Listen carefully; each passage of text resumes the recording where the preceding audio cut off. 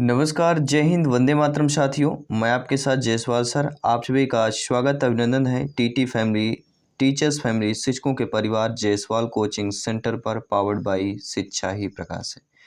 दोस्तों, बात करेंगे चाइल्ड डेवलपमेंट एंड पेडागॉजी, बाल विकास सीडीपी के टॉप 50 प्रश्न की बात करेंगे। ये 50 प्रश्न बहुत ही इम्पोर्टेंट है सिलेक्शन की दृष्टि से देखा जाए, और अक्सर प्रत्येक एग्जाम पर देखा जाए तो ये सिद्धांत जो 50 प्रश्न हैं लगातार पूछे जा रहे हैं, रिपीट हो रहे हैं, संभावित प्रश्न हैं। तो चलिए, आइए देर न करते ही इस 50 प्रश्नों की शुरुआत करते हैं, इस क्लास की शुरुआत करते हैं। इसके साथ ही आपके अदर सब्जेक्ट की क्लासेस चल रही हैं। आई बटन पे यहाँ पे आपको ऑलरेडी लिंक मिल जाएगा, क्योंकि प्रत्येक क्लास इंपॉर्टेंट है। क्योंकि आपको सभी को पता है कि 125 प्लस का स्कोर जब आउट ऑफ 150 में से करते हैं तभी आपका सिलेक्शन श्योर एंड प्योर हो पाता है। तो चलिए, देर न करते हुए हम शुरुआत करते हैं पहले प्रश्न की कि जीवन इतिहास विधि के जनक कौन है। तो जीवन इतिहास विधि के जो जनक कहलाते हैं वह कहलाते हैं विलियम वुंट। क्या कहलाते हैं साथियों? जीवन इतिहास विधि के जनक पूछा जाता है तो फिर आपका जवाब होना चाहिए विलियम वुंट। दूसरा प्रश्न बनता है कि शिक्षा का शाब्दिक अर्थ क्या होता है। तो शिक्षा का जो शाब्दिक अर्थ होता है वह क्या होता है? नेतृत्व देना। ठीक है, तो शिक्षा का शाब्दिक अर्थ क्या होता है साथियों? नेतृत्व देना होता है। इसके साथ ही आपका अगला प्रश्न है कि प्लेटो के अनुसार शिक्षा का प्रमुख उद्देश्य किस तरह से या किस तरह का विकास था। तो प्लेटो की बात करेंगे तो प्लेटो के अनुसार जो है शिक्षा का प्रमुख उद्देश्य जो है किस तरह का विकास था। तो प्लेटो के अनुसार शिक्षा का प्रमुख उद्देश्य व्यक्तित्व का विकास था। किस तरह का विकास हो जाएगा? व्यक्तित्व विकास की बात करते हैं जब भी प्लेटो की बात करते हैं। अगला, सतत श्रेणी में आंकड़ों का व्यवस्थापन करने के लिए कौन सा वर्गीकरण उपयोग में लाया जाता है। सभी कमेंट कीजिएगा मेरे प्यारे प्यारे भाइयों की प्यारी प्यारी बहनें, गृहिणी जिनका सपना है टीटी एग्जाम को एक ही बार में फतेह करना, सिलेक्शन 101% जो है पक्का करना। सभी कमेंट कीजिएगा। जयसवाल सर आप सभी का अभिनंदन, स्वागत करते हैं। साथियों, सतत श्रेणी में आंकड़ों का व्यवस्थापन करने के लिए जिस वर्गीकरण का उपयोग में लाया जाता है वह होता है संख्यात्मक। जी हाँ साथियों, सतत श्रेणी में आंकड़ों का व्यवस्थापन करने के लिए संख्यात्मक जो है वर्गीकरण उपयोग में लाया जाता है। अगला प्रश्न है, शिक्षण के क्रियात्मक उद्देश्यों को पूरा करने के लिए पाठ्यक्रम में किस पर जो है जोर दिया जाता है।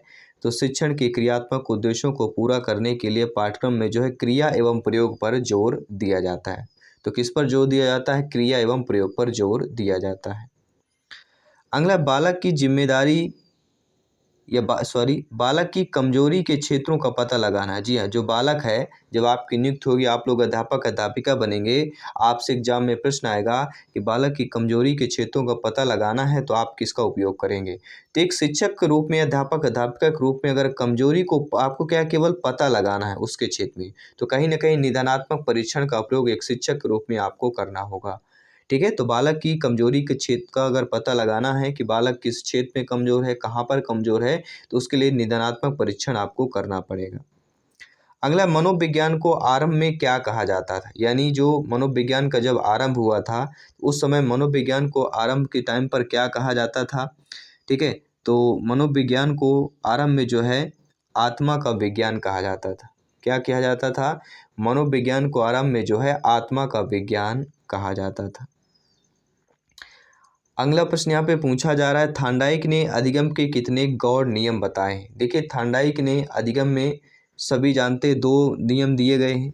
एक होता है मुख्य नियम जिसकी 3 है, और दूसरा होता है गौड़ नियम जिनकी संख्याएं 5 है।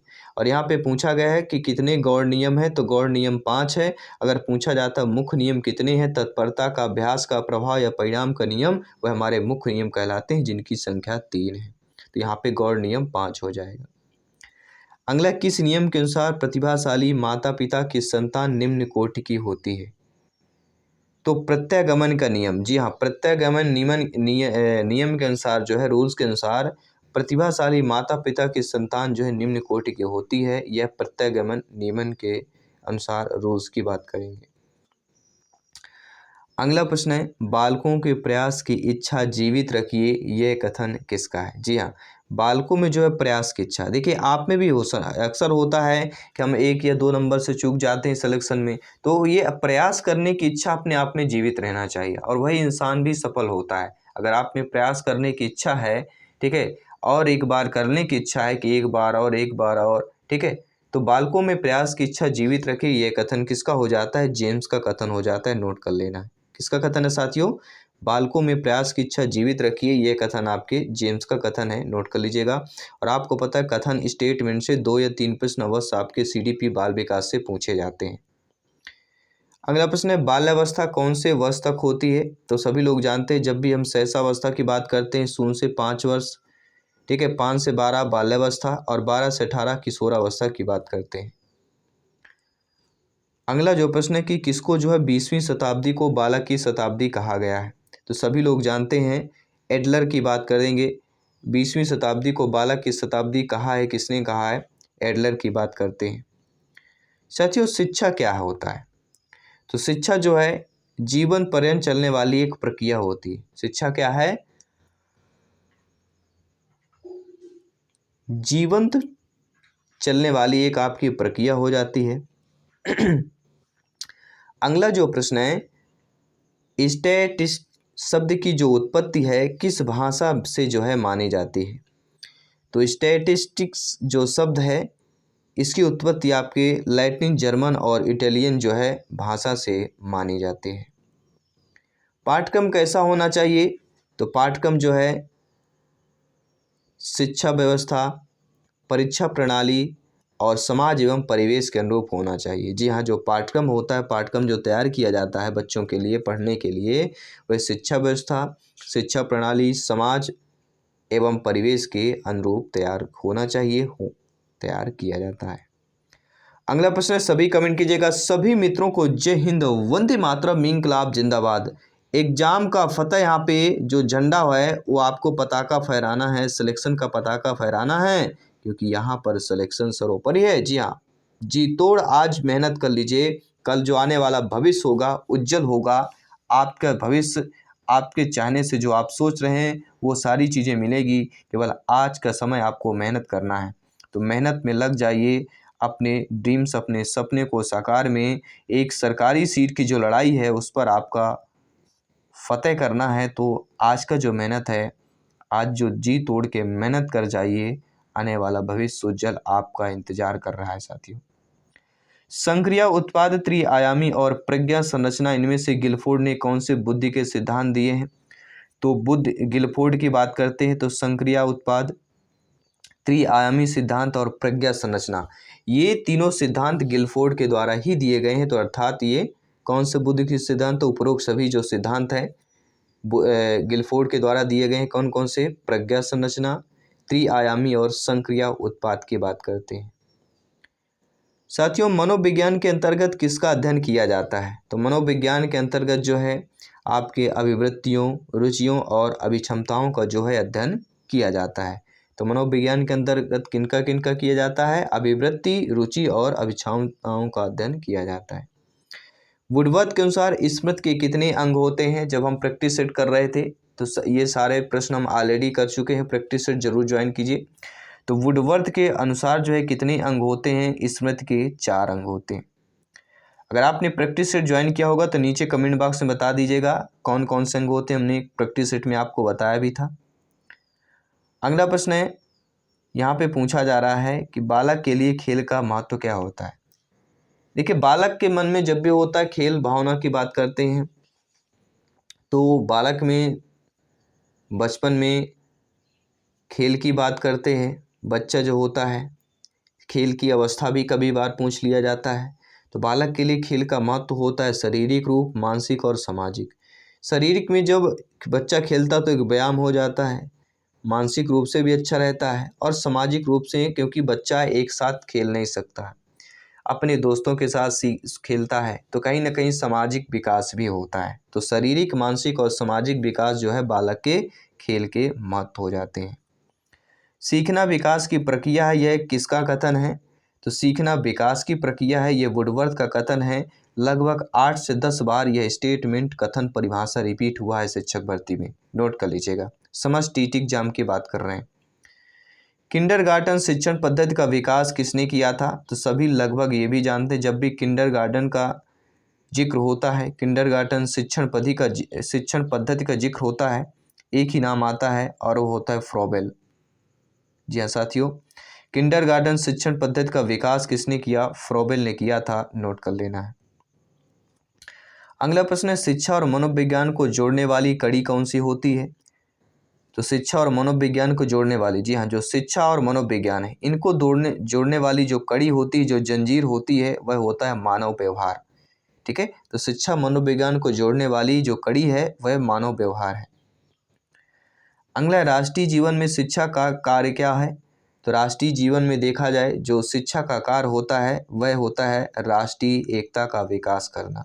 जी हाँ साथियों, राष्ट्रीय जीवन में जो शिक्षा का कार्य है वह होता है राष्ट्रीय एकता का विकास करना। सबका साथ सबका विकास, शिक्षा ही प्रकाश। अगला प्रश्न है, शिक्षा को मनुष्य और संपूर्ण समाज का निर्माण करना चाहिए, यह किसका कथन है? तो शिक्षा को जो है मनुष्य और संपूर्ण समाज का निर्माण करना चाहिए, यह डॉक्टर राधाकृष्णन का कथन है, स्टेटमेंट है, नोट कर लीजिएगा। शिक्षा को मनुष्य और संपूर्ण समाज का निर्माण करना चाहिए, यह जो कथन है, स्टेटमेंट है, डॉक्टर राधाकृष्णन जी का कथन है। बालकों में स्वभाव को समझने के लिए शिक्षकों को किसका अध्ययन करना चाहिए? देखिए, आप सभी लोग भावी अध्यापक अध्यापिकाएं हैं। जब आपकी नियुक्ति होगी, आप लोग अध्यापक अध्यापिका बनेंगे, कक्षा में जाएंगे पढ़ाने के लिए, तो आपसे अगर प्रश्न किया जाए कि बालकों को स्वभाव को समझने के लिए आप किसका अध्ययन करेंगे, तो बालक का स्वभाव को समझना है तो आपको बाल मनोविज्ञान, चाइल्ड साइकोलॉजी का अध्ययन करेंगे। बाल मनोविज्ञान की बात करते हैं। साथियों, अगला प्रश्न है, बुद्धि परीक्षण के जनक किसको कहा जाता है? जी हाँ, बुद्धि परीक्षण का जब भी जिक्र होता है एक ही नाम आता है, वह होता है प्रोफेसर, किसकी बात करेंगे? बिने महोदय की बात करते हैं। जी हाँ साथियों, बुद्धि परीक्षण के जो जनक माने जाते हैं, ठीक है, वह कौन माने जाते हैं? आपके प्रोफेसर बिने, मनोवैज्ञानिक बिने की बात करते हैं। अगला प्रश्न है, मनोविश्लेषण संप्रदाय की स्थापना करने का श्रेय किसको जाता है? तो देखिए, जब भी मनोविश्लेषण संप्रदाय की स्थापना का जिक्र होता है एक ही नाम आता है, फ्रायड। और कौन से फ्रायड नाम आता है? Sigmund Freud. जी हाँ साथियों, फ्रायड तो नाम है, लेकिन मनोविश्लेषण संप्रदाय की स्थापना का जिक्र होता है किसने किया? सिगमंड फ्रायड ने किया था। देखिए, मनोविश्लेषण जो होता है, ठीक है, ये ऑस्ट्रेलिया के मनोवैज्ञानिक जो आपके सिगमंड फ्रायड द्वारा विकसित किया गया है। कुछ मनोवैज्ञानिकों विचार या उपायों का समुच्चय है, जिसमें कुछ अन्य वैज्ञानिकों ने भी अपने योगदान जो है किया है। मनोविश्लेषण मुख्यतः मानव के मस्तिष्क या मानव के मानसिक क्रियाओं एवं व्यवहारों के अध्ययन से संबंधित है। तो ये भी प्रश्न कर लेना कि मनोविश्लेषण जो है मानव के मानसिक और क्रियाओं और व्यवहारों के अध्ययन से संबंधित है, किंतु इसे समाजों के ऊपर भी लागू किया जा सकता है। मनोविश्लेषण के 3 उपयोग होते हैं, ठीक है, मनोविश्लेषण के 3 उपयोग है। पहला उपयोग है, यह मस्तिष्क की परीक्षा की विधि का प्रदान करता है। यह मानव व्यवहार से संबंधित सिद्धांतों का क्रमबद्ध समूह प्रदान करता है। और तीसरा उपयोग है, मनोविज्ञान या भावात्मक रोगों की चिकित्सा के लिए उपाय सुझाता है। 3 उपयोग हैं आपके मनोविश्लेषण की बात करते हैं। अगला प्रश्न है, चिन्हों द्वारा सीखना सिद्धांत किसके प्रतिपादक है? जी हाँ साथियों, चिन्हों द्वारा सीखना जो सिद्धांत है, इनके जो प्रतिपादक कहे जाते हैं, इनके प्रतिपादक आपके टालमैन कहे जाते हैं। क्या कहे जाते हैं? टालमैन की बात करेंगे।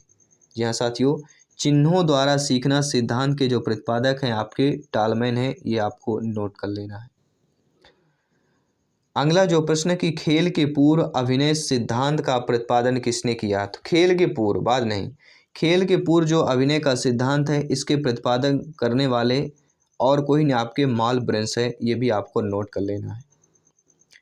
अगला जो प्रश्न है, गेस्टाल्टवादियों ने अधिगम का कौन सा सिद्धांत दिया? जी हाँ, गेस्टाल्टवादियों का जिक्र होता है, सभी कमेंट कीजिएगा। तो गेस्टाल्टवादियों ने अधिगम का जो सिद्धांत दिया था वह सिद्धांत कौन सा है? तो वह सिद्धांत हमारा कहलाता है साथियों अंतर्दृष्टि का सिद्धांत। किसका कहलाता है, सभी बताइएगा। अंतर्दृष्टि के सिद्धांत की बात करते हैं। तो गेस्टाल्टवादियों ने अधिगम का कौन सा सिद्धांत दिया? अंतर्दृष्टि का सिद्धांत दिया था। अगला है परिवर्तन की अवस्था किसको कहा गया है? तो किशोरावस्था को, 12 से लेकर 18 अवस्था की एज की अवस्था को परिवर्तन की अवस्था कहा गया है। अगला प्रश्न है मनोविज्ञान की प्रथम प्रयोगशाला जो है कब स्थापित हुई थी? तो मनोविज्ञान की प्रयोगशाला अगर पूछा जाता है कहाँ पर हुई है, सभी लोग जानते हैं जर्मनी की बात करते हैं। कब हुई है? 1879 में। 1879 पर जर्मनी में जो है मनोविज्ञान की प्रथम प्रयोगशाला जो है स्थापित हुई थी। अगला जो प्रश्न है शिक्षा ही राष्ट्रीय एकता का आधार है, यह कथन किसका है? तो शिक्षा ही राष्ट्रीय एकता का आधार है, यह कथन पंडित जवाहरलाल नेहरू जी का है। जी हाँ साथियों, शिक्षा ही राष्ट्रीय एकता का आधार है, यह कथन आपके जवाहरलाल नेहरू की बात करते हैं।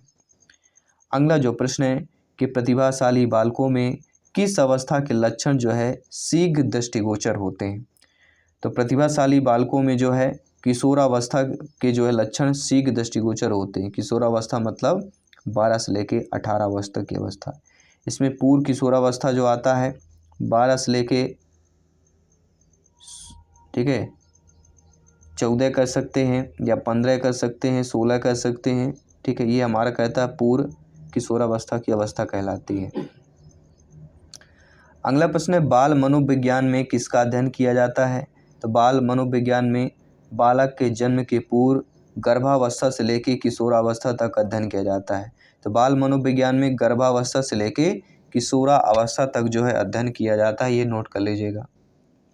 अगला जो प्रश्न है साथियों कि टर्मन के अनुसार समान बुद्धि कितनी होती है? तो टर्मन के अनुसार समान बुद्धि की बात करते हैं तो 90 से 109 या 110 कह सकते हैं। टर्मन के अनुसार जो समान बुद्धि है वह 90 से 110 मानी गई है। कार्ल सी गैरिसन ने किस विधि का अध्ययन किया है? देखिए, जब भी आपके एग्जाम में कार्ल सी गैरिसन का जिक्र होता है, एक नाम आता है, वह आपका दोस्तों लंबात्मक विधि। लंबात्मक विधि के अध्ययन किसने किया था? तो कार्ल सी गैरिसन ने किया था, यह भी आपको नोट कर लेना है। प्रेरणा शब्द का मनोवैज्ञानिक अर्थ क्या होता है? तो प्रेरणा शब्द का मनोवैज्ञानिक अर्थ होता है आंतरिक उत्तेजना। कहते हैं ना, हमें प्रेरणा लेनी चाहिए, हमें स्वामी विवेकानंद जी से प्रेरणा लेनी चाहिए, हमें जो है जितने भी महात्मा गांधी हो गए, पंडित जवाहरलाल नेहरू हो गए, ठीक है, जो भी हमारे अच्छे हैं, डॉक्टर भीमराव अंबेडकर जी की बात करते हैं, तो कहीं ना कहीं कहानी कविता कहीं से भी प्रेरणा हम लेते हैं। तो प्रेरणा शब्द का जो मनोवैज्ञानिक अर्थ माना गया है वह आंतरिक उत्तेजना माना गया है। आपके अंदर, आपके मन में कौतूहल होना चाहिए लक्ष्य प्राप्त करने की। खेल खेल में ज्ञान प्रदान करने की पद्धति कौन सी है? तो वह होती है मॉन्टेसरी, और इनके प्रतिपादन किसने किया? मारिया मॉन्टेसरी की बात करते हैं। तो खेल खेल में ज्ञान प्रदान करने की विधि मॉन्टेसरी विधि कहलाती है। सीखने के सफल अनुभव अधिक सीखने की प्रेरणा देते हैं, यह कथन किसका है? तो सीखने के सफल अनुभव जो है अधिक सीखने की प्रेरणा देते हैं, तो कहीं ना कहीं यह कथन है आपके फ्रेंडसन का कथन हो जाता है। जीवन के किस काल को तूफान तथा संघर्ष की अवस्था कहा गया है? सभी लोग जानते हैं, वह एज हमने लिख दिया है और आप पहचान गए हैं 12 से 18 वर्ष, मतलब किशोरावस्था की बात करेंगे। तो जीवन को जो है किशोरावस्था के काल को तूफान और संघर्ष की अवस्था कहा गया है। बुद्धि की अवधारणा को समझाने हेतु गिलफोर्ड ने किस अवधारणा का प्रयोग किया था? तो बुद्धि की अवधारणा को समझाने के लिए गिलफोर्ड ने कंटेंट, प्रोडक्ट और ऑपरेशन अवधारणा का प्रयोग किया था। अगला प्रश्न है राष्ट्रीय एकता का प्रमुख आधार क्या होता है? तो राष्ट्रीय एकता का प्रमुख आधार शिक्षा होता है। अगला प्रश्न है अंधे बालक किस लिपि के द्वारा पढ़ सकते हैं? तो सभी लोग जानते हैं, जब भी हम अंधे बालक, दृष्टिबाधित बालक की बात करते हैं तो एक ही लिपि नाम आती है, वह आती है ब्रेल लिपि, और इनके प्रतिपादक कौन है? लुई ब्रेल है, नोट कर लीजिएगा। इन्हीं के नाम से ही यह लिपि बना दी गई है, इस लिपि का नाम दिया गया है। अगला प्रश्न है बालक के सामाजिकता का परीक्षण जो है किस विधि द्वारा किया जाता है? जी हाँ, आप सभी लोग भावी अध्यापक अध्यापिकाएं हैं, तो ये बताइए बालक के सामाजिकता का परीक्षण जो है किस विधि द्वारा किया जाता है? तो बालक के किसका परीक्षण कर रहे हैं? सामाजिकता का परीक्षण कर रहे हैं, तो कहीं ना कहीं जो विधि आएगी वह आपकी समाज मिति विधि ही आएगी, ठीक है। तो बालक के सामाजिकता का परीक्षण जो है समाज मिति द्वारा जो है किया जाता है। अगला प्रश्न है बुद्धि का द्वितत्व सिद्धांत किसने दिया? देखिए साथियों, एक कारक सिद्धांत की बात करते हैं तो बिने का नाम आता है। द्विकारक सिद्धांत की बात करते हैं या द्वितत्व सिद्धांत की बात करते हैं, स्पेयरमैन का आता है। त्रितत्व की बात करते हैं तो स्पेयरमैन का नाम आता है। ठीक है, तो बुद्धि के द्वितत्व का सिद्धांत किसने दिया? स्पेयरमैन ने दिया था। अगर प्रश्न आता है कि बुद्धि के बहुकारक का सिद्धांत किसने दिया, सभी लोग बताइए। बुद्धि के बहुकारक का सिद्धांत किसने दिया था? थॉर्नडाइक ने दिया था। अगर प्रश्न आता है कि बुद्धि के जो है समूह कारक, ये ऐसे बहुत बहुत इंपॉर्टेंट सिद्धांत है। बुद्धि के समूह कारक का जो सिद्धांत किसने दिया था, अगर प्रश्न आता है तब आपका जवाब क्या होगा? तो समूह कारक मतलब थर्स्टन की बात करेंगे। ठीक है, और एक और अक्सर पूछा जाता है वह होता है बहुबुद्धि का सिद्धांत। ठीक है, तो बहुबुद्धि का सिद्धांत किसने दिया था? इसके प्रतिपादक आपके हार्वर्ड गार्डनर है, नोट कर लेना है। शिक्षक की सफलता का रहस्य क्या होता है? तो शिक्षक की सफलता का रहस्य होता है मनोविज्ञान का ज्ञान। अगला जो प्रश्न है कि बुद्धि कार्य करने की एक विधि है, यह किसका कथन है? तो बुद्धि एक कार्य करने की विधि है, तो यह कथन जो होता है आपके वुडवर्थ महोदय जी का कथन है। अगला प्रश्न है खेल प्रणाली के जन्मदाता कौन है? तो खेल प्रणाली के जो जन्मदाता कहला जाते हैं वह कहलाते हैं फ्रॉबेल, आप सभी लोग जानते हैं। देखिए, हार्वर्ड गार्डनर की बात करते हैं बुद्धि का सिद्धांत। ठीक है, और फ्लूइड तथा क्रिस्टलाइज सिद्धांत, जी हाँ, ये भी अक्सर पूछा जाता है। रॉबर्ट स्टर्नबर्ग का त्रिपाची सिद्धांत हो गया, बहुआयामी सिद्धांत हो गया, ये सारे आपको पढ़ लेना है। अगला करके सीखना जो है किस अवस्था के लिए जो है उपयुक्त होता है? तो करके सीखना, कोई भी कार्य आप जैसे मैथ्स करते हैं ना, तो कोई चीज़ बताता है कि 2+2+4 होता है, तो जब हम मैथ्स की संक्रिया स्वयं करते जाते हैं रफ में, तो हमें अनुभव एक अभ्यास हो जाता है, प्रैक्टिस होता है कि ये फार्मूले लगाना है, ये सूत्र लगाना है। ठीक है, अपना दिमाग अपने आप बता देता है। आपके सामने प्रश्न आया नहीं कि आपका दिमाग, आपका मन कह देगा कि इस सूत्र का इस पर यहाँ पर प्रयोग करना है, यहाँ पर क्या करना है, ये मन आपको अपने आप बता देता है। ठीक है, मस्तिष्क से संकेत मिल जाता है, और ये कब मिलता है? जब हम अभ्यास करते हैं। तो करके सीखना किस अवस्था के लिए है? शैशवावस्था, बाल्यावस्था, किशोरावस्था, इन तीनों के लिए उपयुक्त होता है। तो ये रहे टॉप 50 क्वेश्चंस की बात करेंगे। Thanks for watching and sharing all TT groups. इसके बाद भी सेकंड पार्ट 50 प्रश्न लेकर और आएंगे।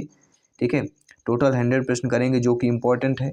तो सेकंड पार्ट के लिए सभी प्यारे मित्र अपनी टीटी फैमिली से जुड़ जाइएगा, सब्सक्राइब कर लीजिए अपने टीटी फैमिली को, शिक्षकों के परिवार को, ताकि आने वाली जो क्लासेज है फ्री ऑफ कॉस्ट ज्वाइन कर पाएँ, बेहतर तैयारी के साथ सिलेक्शन कर पाएँ, अपने सपने को साकार कर पाएँ। और फ्री में नोट्स PDF प्राप्त करने के लिए टेलीग्राम से अवश्य जुड़िए, लिंक आपको डिस्क्रिप्शन बॉक्स में मिल जाएगा। मैं आपके साथ जसवाल सर जल्द मिलता हूँ आपकी अगली क्लास पर। सभी मित्रों को जय हिंद, वंदे मातरम। धन्यवाद सभी का।